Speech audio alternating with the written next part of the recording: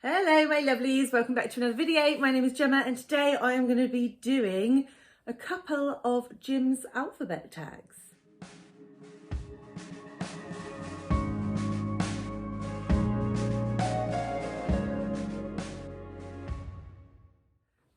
So you can probably see that I'm in a slightly different position and this is because it was my birthday at the beginning of the week, and for my birthday I got a ring light on a stand that goes up taller. It also means you're not going to be able to see Rudy because he's down there. But yes, so hopefully lighting is marginally improved. I probably won't stand up because I'm lazy for most videos, but I thought I'd give it a go today just to see what it was like. Anyway, waffle aside, we are doing the J tag and the K tag today. Becky from Teacup the Storyteller tagged me in the J tag in like August. But this is just to say, when you tag me and stuff, I do get to it, but it might just take me a few months to catch up with all the stuff that's going on. So anyway, I'm going to give these two tags a go today. Becky tagged me in the J, but I'm going to add the K on as well, just because why not? So yeah, let's get started. So the first question is, J is for Japan. What was the last book you read by a Japanese author? And the answer to that is The Housekeeper and the Professor by Yoko Ogawa, which I read in October, I believe. I read that when I was on holiday with my mum. So if you want to check out me reading that, check out the Athens reading vlog. But yeah, that was the last one I read. Lovely little book. The next question is, J is for Jamaica. What is the last book you read by an author from the Caribbean? And the answer for this one is How the One-Armed Sister Sweeps Her House by Cherie Jones. This one, I believe, was shortlisted for the Women's Prize this year. And I was trying to read them all. I only did 5 out of 6. Anyway, side topic. That was the last book I read by a Caribbean author. I was actually a little bit underwhelmed by it, if I'm honest.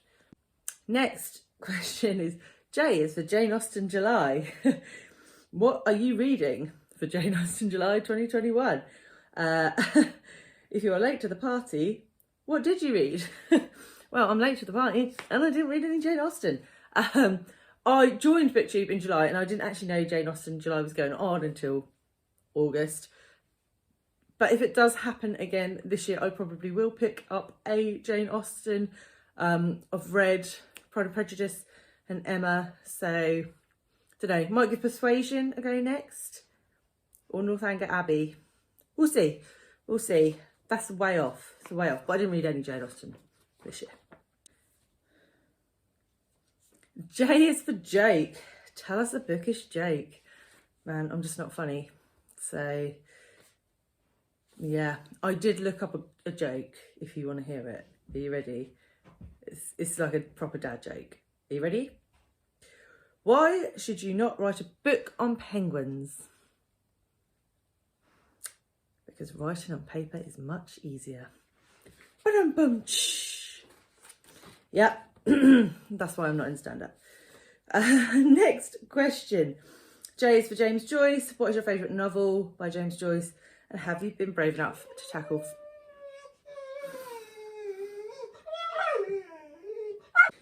J is for James Joyce. What is your favourite novel by James Joyce? And have you been brave enough to tackle Finnegan's Wake? So the answer to that is I haven't read any James Joyce. So no. No to Finnegan's Wake. No to a favourite novel. No. J is for Jaguar. Enzo Ferrari described the Jaguar E-Type, XKE, to be specific, as the most beautiful car in the world. What do you consider the most beautiful car in the world? I really don't give a crap about cars. But Sam, my 9-year-old, he loves a Tesla. So for him, I'm going to go Tesla. I don't know what type. Don't ask me like complicated questions. Okay, so that's it for the J tag. The K tag goes a little like this. K is for the Kite Runner. Have you read it? What did you think about it? No, but I do own it. It's on my shelf. My mum read this one when we went to Athens. Check out the Athens reading blog. And she literally like cried on an open top bus. So I'm thinking it's going to be a heartbreaker. Well, I know it is, but I haven't got to it yet.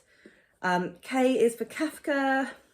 How, as a writer who never finished a novel, so permeated our culture. Blah, blah, blah, blah, blah. Which is your favourite Kafka novel? Never read any Kafka. Literally know nothing about the bloke. K is for King. Which is your favourite novel by Stephen King? Don't like Stephen King. I've tried 3 of his novels. I've read It, I've read Mr. Mercedes, and I've read The Institute. Probably the one that I least disliked was Mr. Mercedes, but I don't like his writing. K is for Kennedy. Have you done the JFK tag? Shut up your face. Right, apologies, we have moved because Rudy was crying because he wanted cuddles. So, yeah. So we were up to Kennedy. Have you done the JFK tag by Very Literary Carrie? And the answer is no, I haven't, but I absolutely love Carrie's channel. We are going to be doing a body read next year. So I will do the JFK tag. It may just take me a hot minute to get to it. K is for Kirk. Who is your favourite Star Trek character?